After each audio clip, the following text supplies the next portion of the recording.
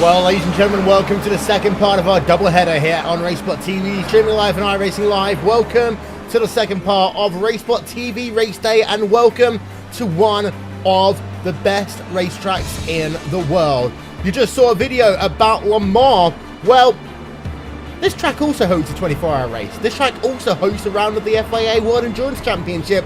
It also hosts a Grand Prix race. Today, it is going to be centre stage for the first round of a new series. A new series of Formula Renault 2.0. It is also the third leg of our RaceSpotTV primetime treble header. You guys voted so close between IndyCar and Formula Renault, we decided, hey, we have to do both of them, and that is exactly what we're going to do here today. So welcome then to Spa. Will Vincent Jakesbury qualifying is underway here. There you can see the track. It's not 2 laps here. Honest, it is a total of 12 laps worth of racing here today. Air temp, it's cool, 68 degrees Fahrenheit, 52% humidity, and wind speed of 15 kilometers an hour. Well, Jake, we are all set for another fantastic draft fest here, just like what we saw last time by. Qualifications, you want to be in the top 10 if you want to go for the race victory, but then hold on to your seats. Yes, most certainly the Formula Renault key with slipstream. You find yourself going up the Kemmel Straight, of course. Kemmel Straight being an uphill straight, meaning that the slipstream effect gets even more of a boost as you get pulled up alongside the top straight. And well, don't forget, it's not just about the Kemmel Straight that makes the moves. Of course, you have that lovely run out of Stavelot, curve and pull for air, and then you head yourself through the long sweeping left-hander of Blanchimont, the run to the chicane, and it will certainly be one to look out for. Qualifying here is going to be very difficult. Of course, it is a very long lap here. You are looking at laps of over 2 minutes long, so qualifying, it's paramount to get it correct, Will. Yeah, you'll see on the left-hand side of your screen, the times will tick through at the moment. We're looking at Sam Bullock-Bassi. Jukka Sovalainen goes fastest. Then Silvastri looking for Bullock-Bassi. He's actually just starting a lap there, so why are we looking at him? I have no idea. Philippe Leber, and you can see as actually Reitfeld goes fastest. Leber up into third. So Jeffrey Reitfeld, there we can see him then. We're on board. He's going to start that second lap. And well, he will have enough time to get that one in. He'll cross the start-finish line about 45 seconds to go. But Jeffrey Reitfeld there, scoring first blood. Then it's Silvastri, then Leber, Sovalainen, then Prato. Of course, a new season, new names, new people to pay attention to. And Reitfeld looks very strong right now. Yes, Jeffrey Reitfeld really looks like he's put the hammer down. You look at his times, he is 7/10 quicker than anybody else on circuit at the moment. A 2:59 just shows exactly what he's capable of here as he heads himself through a Rivage. And now into the corner with no name here. Very difficult, unstated corner for just how difficult it is. You can see he runs all the way to the right-hand side there. Starting to struggle a little bit. You've got to be really wary of off tracks here. They are really close to the circuit, but you can see just how important it is to get the right lap in at exactly the right time. First sector, he went faster than what he did last time, a 53.289 compared to a 53.496. He'll get that second split time any moment now on the exit of the Farngia chicane. A little bit of counter steer there for him. 22.550, faster again in sector number 2 for Jeffrey Reitfeld. So he's looking as though he could well be on course to go even faster in his second lap. He's only really now got one big braking zone to go. That one will be down into the bus stop chicane. Let's have a look then at Silvastri, because he will come in towards that bus stop chicane first. We go on board of him for a moment. Yuni Silvastri then, number 14, finished driver. Of course, we saw the ES Finnish Sim Racing Championship a moment ago. Let's see what this driver can do. Can he move himself up to pole position? 115.9 is what he needs. The answer to that question is going to be, I don't think so. He ain't going to go any faster than that as he works himself now through La Source. And well, it's worth noting here that some of these guys, they're getting themselves some good lap times that no one else has really been able to break into that 2 minute 15 range. So Jeffrey Reitfeld then clearly is faster than anyone else on track. He is just spellbindingly, and I mean that, spellbindingly quick as he goes now into the 115.8 range. This is fantastic by him. Yeah, it's absolutely sensational to see Rietveld here. He's just being a breath of fresh air, and nobody can even go close. You look at Bollock Bassi, you look at Silvasti, Savalainen, Mr. 2K Cup, Philippe Lebert. They can't touch him right now. It's amazing to see exactly what's going on here, and especially in a session with half a minute to go, I think the last guy coming across the line will be Christian Koch there in what is, I believe, the number 8 machine. Hasn't set a lap time yet. We know he has the potential to be midfield pace, but it's just a case of can he do it? Passes the GP start-finish straight, and then heads himself for last source right now, and what will be your Le Mans Grand Prix starting place. Of course, that is where your start-finish line is, Will. Yeah, and I'll tell you one thing. I don't think he's going to make it in time. He's not going to make it in time. Christian Koch isn't going to be able to do so. He doesn't get the lap in. Oh, my word, indeed. He will be starting from well down your field. Let's get that grid up on your screen very, very quickly for you.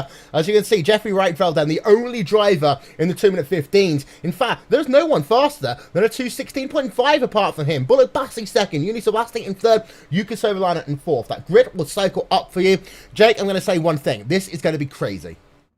It's going to be absolutely amazing to see. Of course, you got to remember how that slipstream comes into effect. If you can break half a second, you can break being overtaken up into what is the fantastic Les Combes section. Of course, it's going to be this pit straight here that you see. You're going to go into Eau Rouge, then into Radion. It's going to be very easy to get it wrong. But of course, we do run it this way because there are less incidents after the last source hairpin. Everyone will be tight and everyone will be there, careful and cautious to see. Yep, there's a look then. That is where the GP start-finish line is. That's a look towards last source. Instead, we're going to start by climbing up the hill, and that means we're going to see 3, we're going to see 4 wide. Yeah, welcome to Circuit Spa-Francorchamps, ladies and gentlemen. We're going to go racing for 12 laps here this afternoon.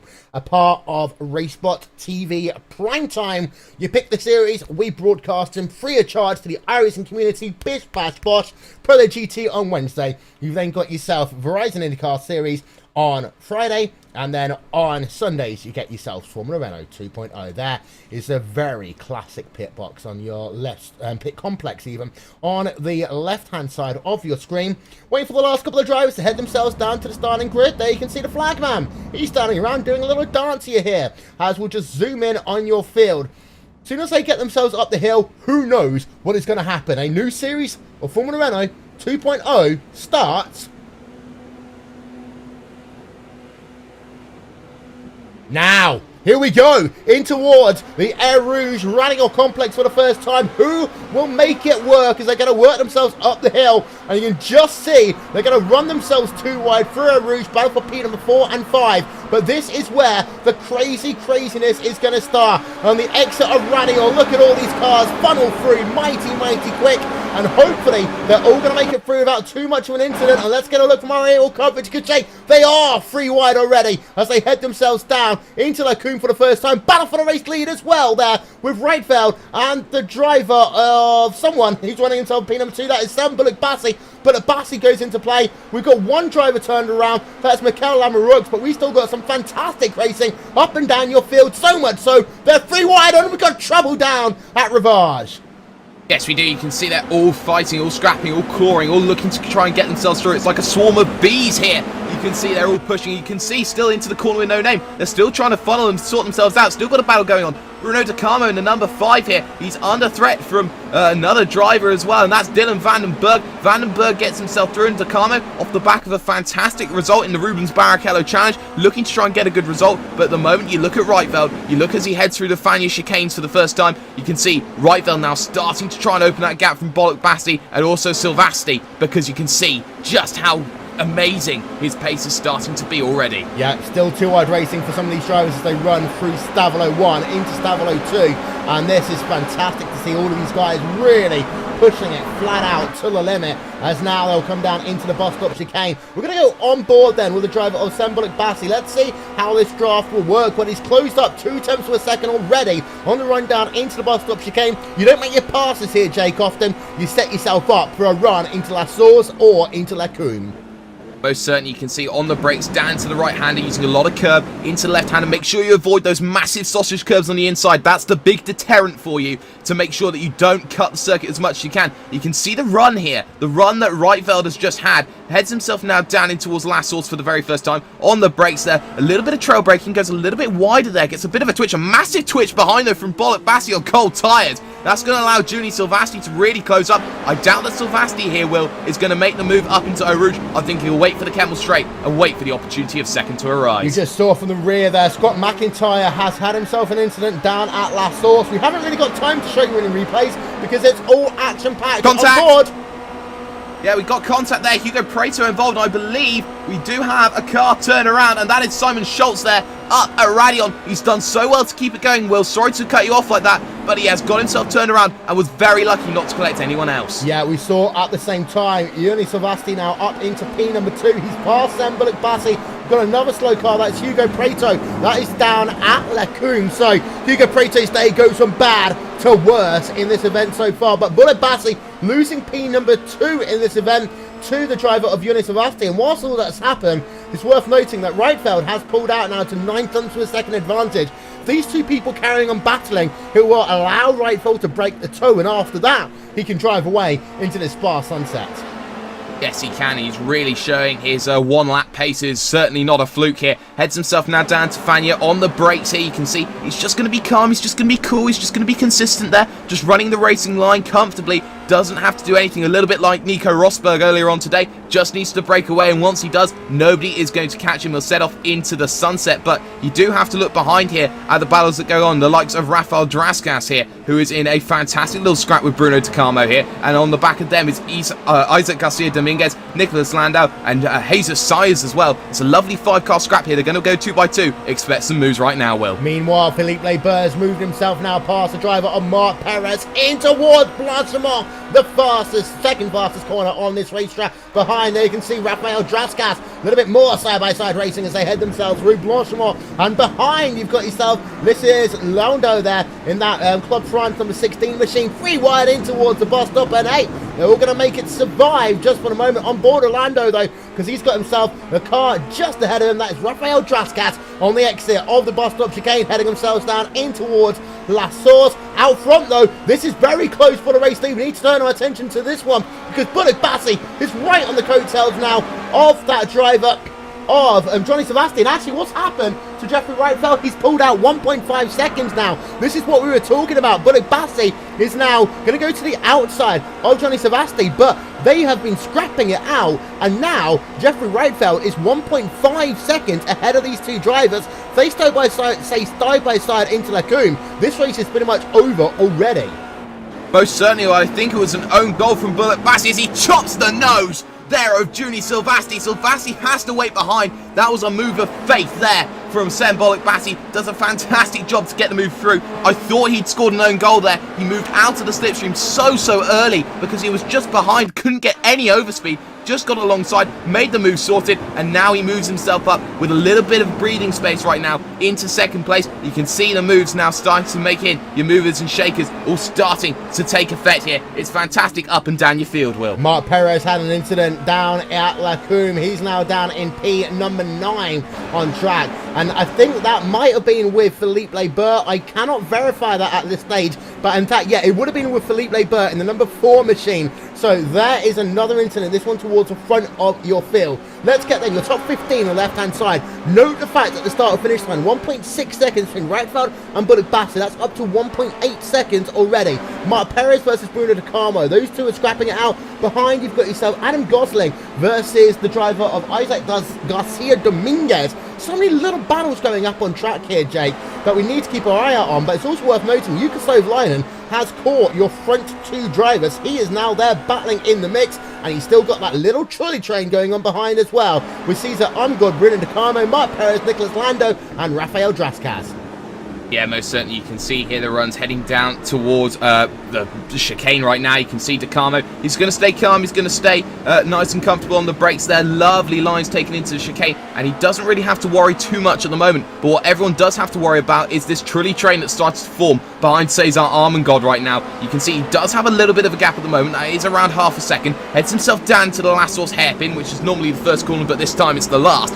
You can see gets a lovely little run out of it, but I don't think he's got enough here, Will, to break slipstream here. Heads himself across the start-finish line, heads himself up once again here on the 4th lap of your motor race here to Eau Rouge, to Radion, and you're going to see that gap start to close in. I don't think it's going to be enough, but you can see the train all the way back to Adam Gosling. Yeah, and it's worth noting the reason why we're saying 1.5 seconds race over is because of this. Reitfeld 2.1 seconds ahead has now clearly broken that toe to P2, 3 and 4. Now Bullock Bassi has to play defense with Johnny Savasti and Jukka Sovalainen. These guys scrapping out. Bruno De Carmo, Mark Perez, Cesar Amgord.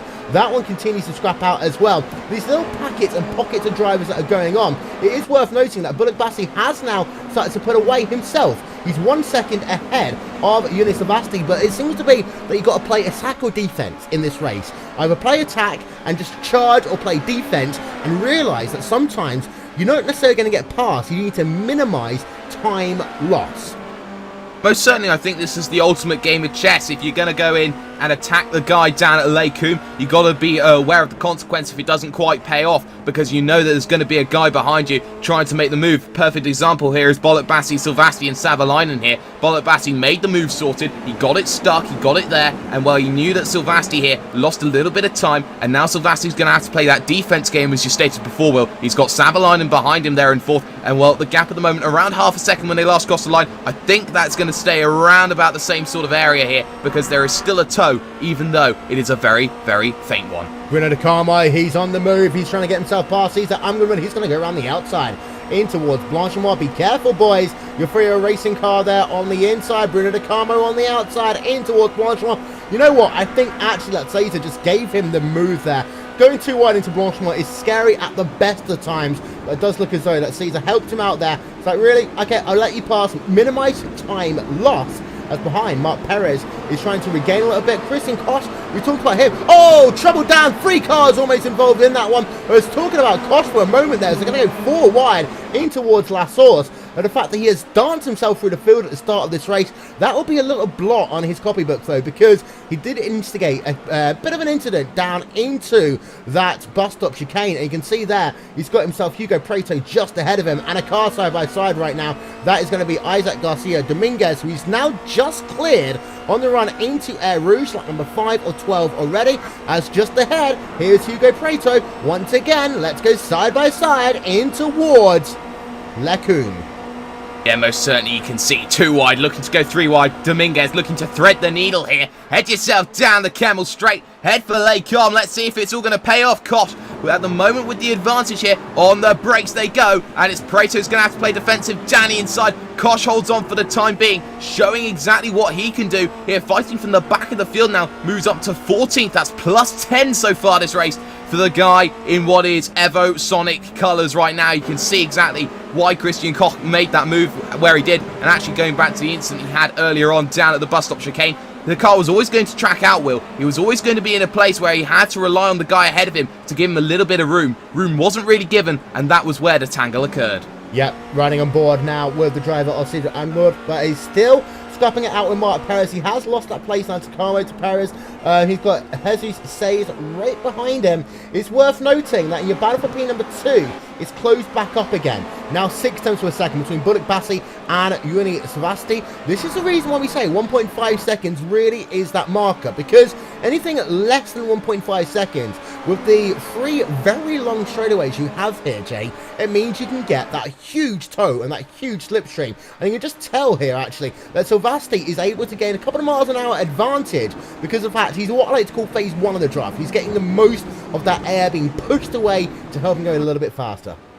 Yeah, most certainly. You look at the guy at the front, Bollock Bassi, right now. He's trying to punch the hole through the air, trying to push his car to be as quick as he can possibly be. At the moment, you look at Bollock Bassi, he's pushing, he's trying his hardest here to try and break away, get back to Jeffrey Reitfeld right now. Heads himself down into the Lassour's hairpin, and you can see that effect that happens if you get in that slipstream. Of course, you do have less air coming into you, you've got less friction, or air resistance, as it were, which means that the car can effectively use more of its power, use more top speed, can go faster, and can actually close in on Bollock Bassi. You can see the run through Eau Rouge and Radion right now. You can see exactly how Silvasti will close up in the next few seconds. Yeah, although it is worth noting, and this is some of the things we sometimes see, these Formula Renaults, the downforce settings on them sometimes they don't gain as much as other cars. Realistically, we've only seen that car gain a 10th of a second in towards Lacombe, and it doesn't seem to be as low.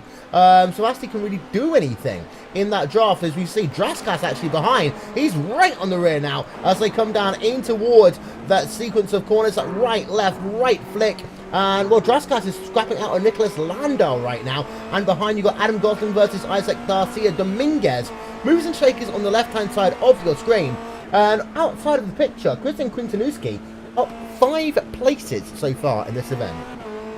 Yeah, Christian Quintanewski there's done so well for the Iberica Outlet right now. He's running his own race. He's there in 6th. He's +5. He's got Felipe Bermud's 2K Cup up ahead of him. And, well, you got to look behind. There's Bruno De Carmo. That gap has completely opened up there with Marc Perez. You can see Cesar Armengod's lost a lot of time as well. Gaps now starting to filter out. So Landau and Draskas will be one of your closest battles right now. Draskas not quite close enough at the moment here as he heads for Fania, but he's going to set it up for Blanchimont. Indeed, so let's go and have a look then on board with Adam Gosling in that number 20 machine. Let's actually ride a couple of corners on board of him and give you some RaceSpot TV fan immersion.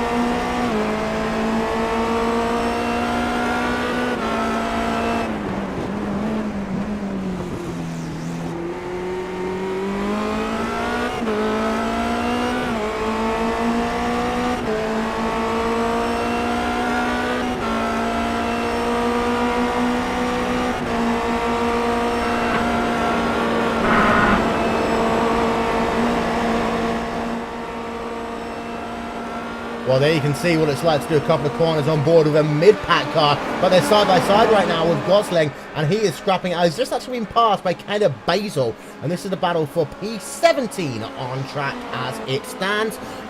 Just give a bit of an update then through your field. Jeffrey Reitveld, he's got himself now a 3.2 second advantage. He's now seems to be managing the gap. Last time by a 216.3 for Reitveld, a 216.4 for Sam Bullock Bassey, but Bullock Bassey lost out really in this motor race back on lap number 2, Jake. Yeah, most certainly you could see he fought with Silvasti. Silvasti found his way through. The second was bridged, and then by then it was just a case of no way back. There was no opportunity here to make himself a way through, but in the time that we spent there looking at Gosling... Oh, but Bassey just spun! But Bassey just spun on the exit of the final chicane. I just saw a driver there as we were on board. We need to get ourselves a second look, but Bullock Bassey is going to lose a shed load of time as a consequence. Replay coming up from on board of him. And this is down into... Actually, no, we're not necessarily going to be able to get a replay of this one. We'll try and see what we can do. This is it. Down into the final chicane. Lost the car there. I want to see if we can just rewind it a tiny bit further back. Here we are. From the exit of Pouant now down into Fangio. Let's listen in.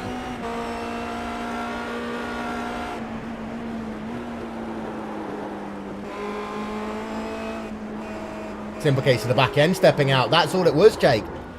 Yeah, it was. It's a real shame for Bullock Bassey, who now drops down the field like a stone here. He has got himself away past Cesar Armengod right now, and his next challenge here on circuit will be the car of Marc Perez in the number 2 machine here for Bullock Bassey. He's got to do a lot of work to get himself back to where he was, but it's just a case of just staying calm, staying in the right mentality here, because once you make a mistake, I know so many drivers who just get a massive hot head and just go all out guns blazing and end up making more mistakes, Will. Yep, Gonzalo Camara versus Rafael Draskas. This is P12 versus P13 as they work themselves down.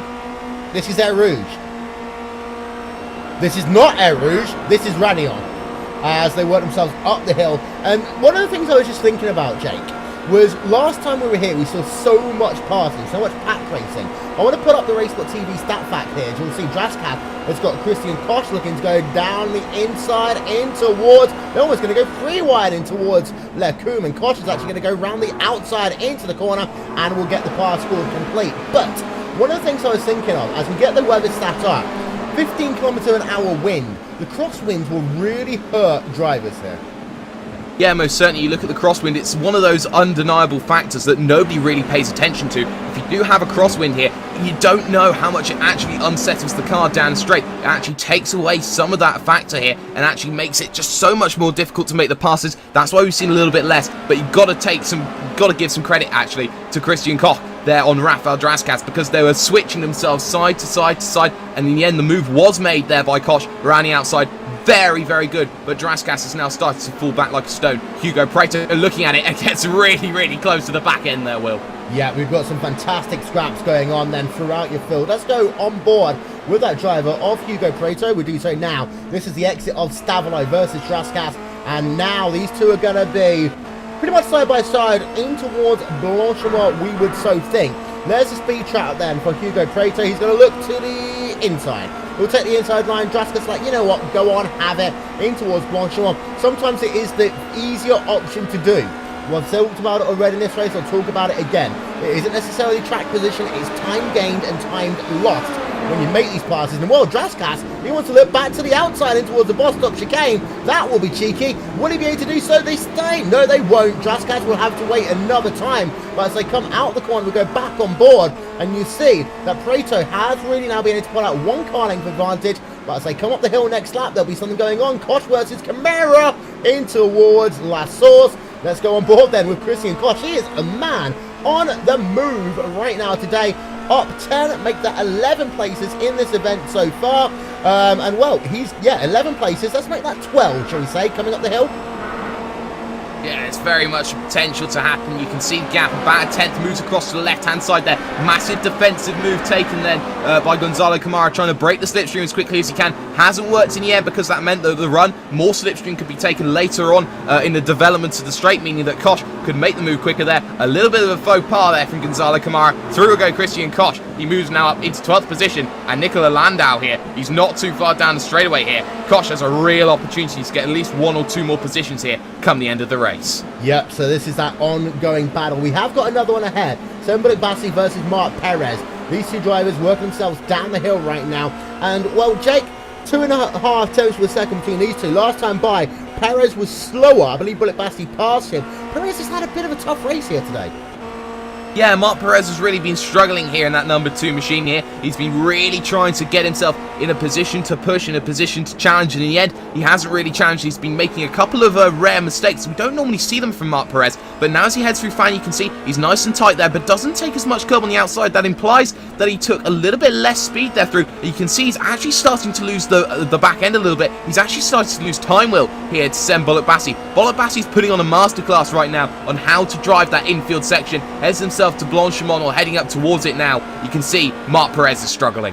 Yeah, he is, as a couple of drivers will be then, of course, especially the dirty lines starting to appear on this track. Different people take different lines in some of these corners. There is no such thing at Spa of a true perfect racing line. There are a couple of options, especially through the likes of Fogna, through the likes of Rivage as well. We're back on board with Hugo Prato. As is he going to look down to the inside of Draskas? Nope, not this time. But these two continue to flip-flop positions. There's going to be a total of 3 laps to go in this motor race. Top 8, bottom of your screen. Here we are. Gavasti, 5 seconds now behind your race leader. And it looks like Ratefeld's just managing that gap right now. Yeah, Reitfeld's doing everything right at the moment in the number 1 machine. He's just shown everyone just how to drive the perfect race as he heads himself now down towards Lake Coombe. He's done a fantastic job. He's just done a 2:16.2 that time by. It's just calm. He hasn't really needed to break out and show that pace. He's been really, really consistent. We haven't really seen too many bad laps for him, but you've got to look at Quintanuski here. He's been caught by DeCarmo here down the Kemmel Straight. Looks to the outside, goes DeCarmo. Can he get the move sorted? No. We'll have to wait through Lake On, and Malmedy, the right-hander, leading to Rivage. You know why he couldn't get the pass done? Go on, tell me. He's hitting the limiter. He hit the limiter about 3 times up the hill, and that's one of the things about these cars. You've got to set everything up working perfectly. This is why I think people love this car so much, because there are more setup options available compared to what you'd have had in the Skip Barber 2.0 cars. We have a look there at some pretty trees. Thanks, Aussie Greg Hill. As Bruno DeCarmo then remains in position. But that's the thing, people generally set their car up either to work in clean air or in dirty air. Work in the draft work by yourself. And it's one of those things that you often used to see in the iRacing World Championship Grand Prix Series in years by, which is why you had certain teams like InX Racing who were obviously fantastic in the draft. Then you had the likes of Redline. If they ever were out of position, had to move themselves forward, they would struggle more. Yeah, most certainly. I think the most important thing about this is you see Decamo takes a little bit of a wider line there into what is Stavolo. You can see Decamo actually, I think, is running a shorter top gear than what is Christian Quintanuschi right now. So you can see exactly how he's going to try and push it here. You've got a short gear and a long gear option. If you're going to run that long gear option, you have more potential to bog down. You can see, looks to the outside there, doesn't get the opportunity through Blanchimont, and now will have to wait in that slipstream, rely on his brakes here. Will the number 5 machine straight to the inside goes Christian Quintanuschi. He's going to say, no, I'm going to defend this with my life. I want this 5th position. I need this 5th position. I want to have a look from the rear of Christian Quintanuschi, actually, as although it might well be academic for the time being, because let's go side by side in towards turn number 1. Bruno Decamo is going to try the outside line into that first corner. Who's going to make it work? The answer is going to be, well, Quintanuschi will hold on for another moment, but now they come down the hill. It'll be interesting to see what will happen if they go side by side into this corner. Let's ride on board then with Quintanuschi once again. 2 laps of this motor race to go, and I want to have a listen to the speed chart here for Christian Quintanuschi, as he's got himself Bruno Decamo right behind, and Decamo gets himself the early advantage. You'll see that. Pulls himself alongside. Does he get clear?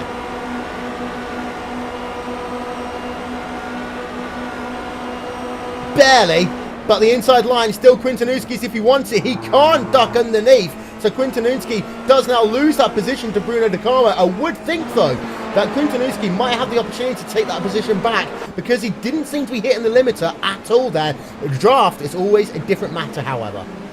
Yeah, draft's clearly something different here. You can see Decamo did all the work there up through Eau Rouge. That's the advantage of the short gear there. Of course, and you've got a car span around just ahead, and that's been the 2K cut. That's Philippe Leber's turn. It gets himself off the racing line, and he's got to wait all that time for everyone to pass themselves through. It's just been a nightmare there for Philippe Leber. Lost it at the corner with No Name.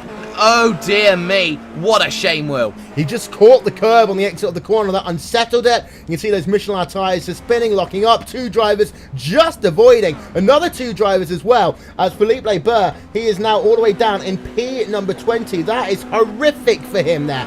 Absolutely horrific. Let's go back then. Bruno Decamo versus Christian Quintanuschi, because this is the first time we're really going to see. Actually, no, I take that back, because Decamo in second sector has pulled a mammoth advantage of 9 tenths per second. That is pretty much all he needed to do. And sometimes when you set your car up, Jake, you either set it up to work in sector number 1, sector number 3, or you set it to work in sector 2.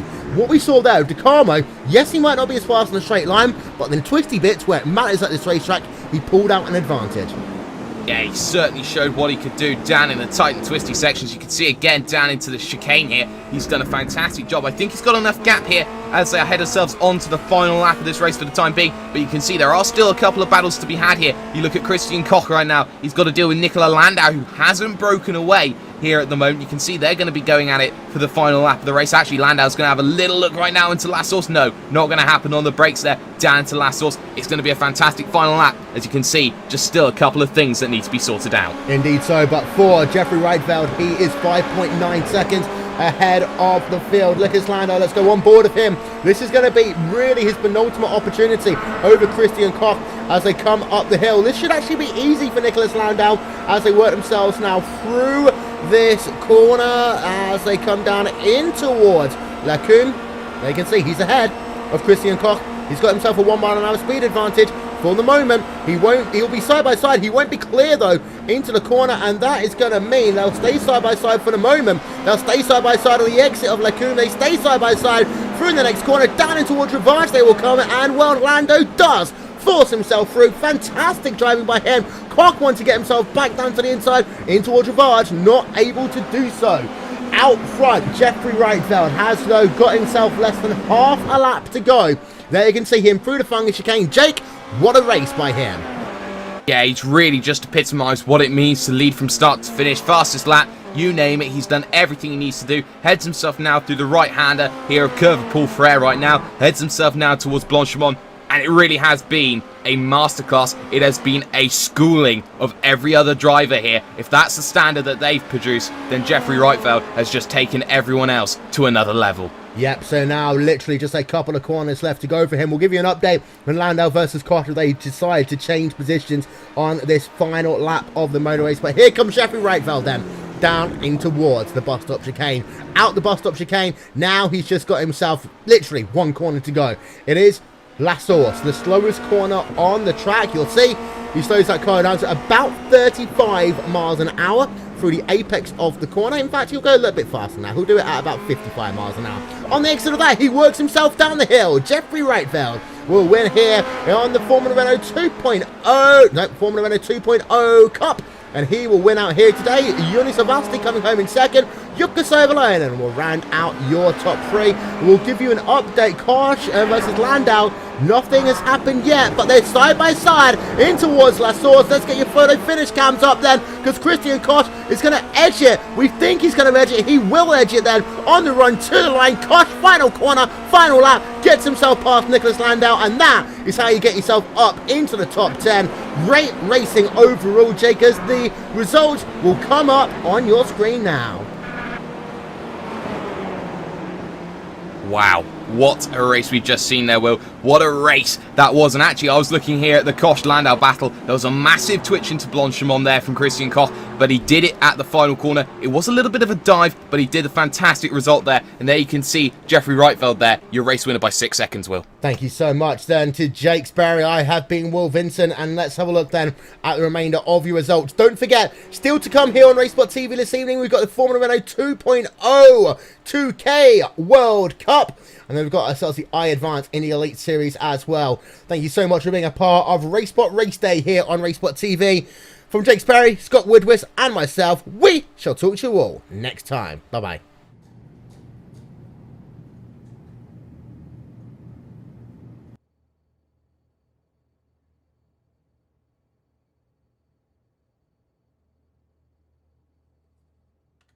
He's typing. He's typing. He's got it. He's got it.